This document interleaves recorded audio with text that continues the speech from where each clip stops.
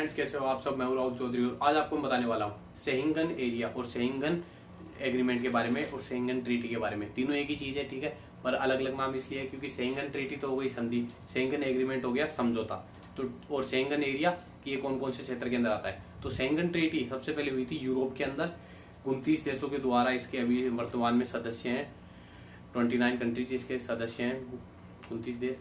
और ये हुई थी 1985 के अंदर। 1985 के अंदर शेंगन समझौता हुआ था, ठीक है। एग्रीमेंट और समझौता दोनों एक जैसी चीज है, ज्यादा फर्क दोनों में है नहीं। और शेंगन एरिया की बात कर लेते हैं, इसमें आती हैं 29 कंट्रीज। अब 29 कंट्रीज में बता देता हूँ आपको एक एक करके 29 कंट्रीज कौन कौन सी है। सबसे पहले इसके अंदर जर्मनी, स्वीडन, बेल्जियम, नीदरलैंड और डेनमार्क, फिनलैंड, नॉर्वे, स्वीडन आई गई।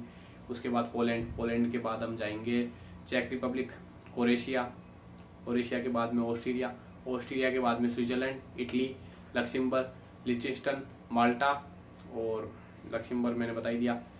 इसके बाद आएगा माल्टा, स्पेन के बाद में पुर्तगाल, स्पेन, फ्रांस और फिर क्रोएशिया हो ही गया, स्लोवाकिया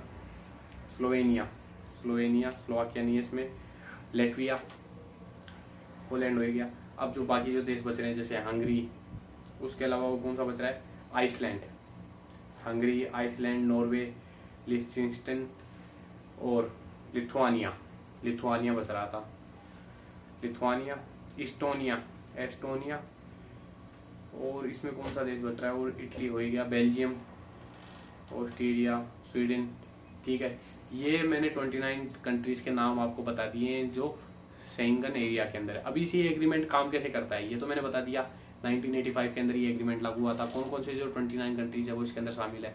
अब ये कौन कौन से कंट्रीज हैं जो इसके अंदर एडिड नहीं है, स्पेशली यूके नहीं है इसके अंदर, यूनाइटेड किंगडम, ब्रिटेन नहीं है, और उसके अलावा आयरलैंड नहीं है, आयरलैंड के अलावा बुल्गारिया नहीं है, यूक्रेन नहीं है। इस टाइप के जो देश है वो इसके अंदर है नहीं।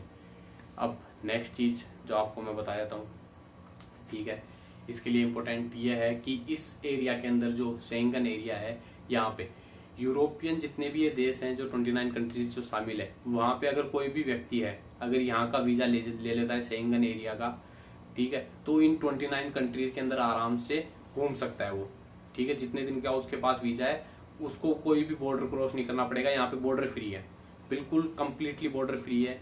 यहाँ के अगर 29 कंट्रीज में से अगर आपके पास किसी भी देश की सिटीजनशिप है या यहाँ का वीजा है तो आप 29 देशों में से किसी भी देश में आसानी से जा सकते हो। बॉर्डर क्रॉस करने के लिए आपको कुछ बताने की, कुछ भी करने की जरूरत नहीं है।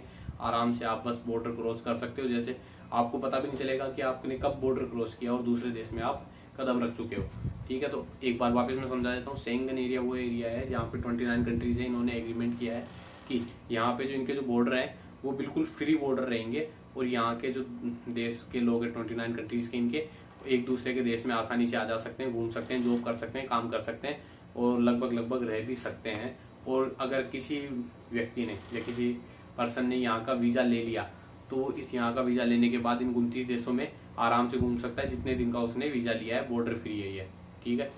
बॉर्डर पे कोई भी आर्मी यहाँ पे डिप्लॉय नहीं कर रखी इन लोगों ने। वीडियो अच्छा लगा तो वीडियो लाइक कर देना, चैनल को सब्सक्राइब कर देना।